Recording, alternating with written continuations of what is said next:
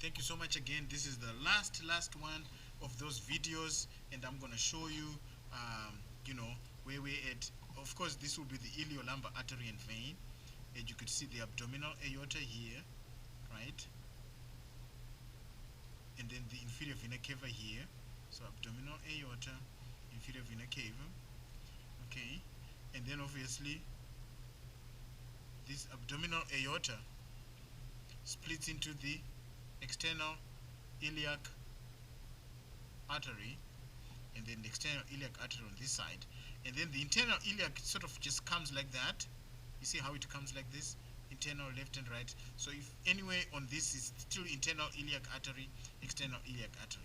But for the inferior vena cava, you first of all split into the common iliac vein though. So the common iliac vein, external iliac artery, okay? Then this common iliac vein will split over here. I think you could see it. You see there's the caudal artery going to the tail.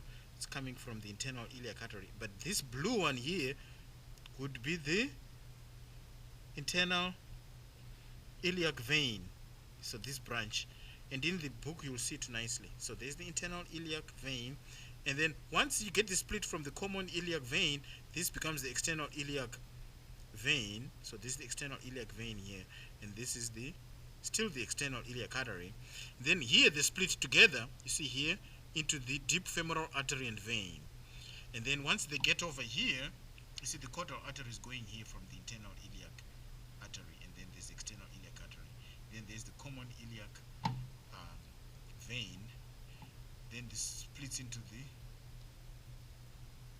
common iliac, the internal iliac vein, which is this one. You see, there's the internal iliac vein. There's the caudal artery right there. There's the internal iliac vein. Then from here, you see the internal iliac vein is going there. There's the external iliac vein, and still the external iliac artery.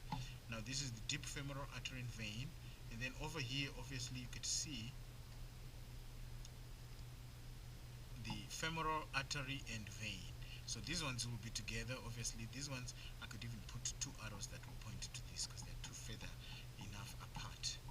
Get our sartorius over there. So, and like I said, this gives rise to this branch. The femoral artery and vein give rise to this proximal caudofemoral artery and vein. These are very thin branches, but it still continues as the femoral artery and vein. You know what I'm saying? Over here, okay? Femoral artery and vein. And then here, it splits then into the popliteal artery and vein going to the knee that pops. So popliteal artery and vein, and then this is the saphenous artery and vein. You see how close they are together? So there's the artery, right? It's very thin. So this is where here they are together. So this is the saphenous artery and vein going medially, and there's the popliteal artery and vein over there going towards the knee over here. And there's the femoral artery and vein. Okay?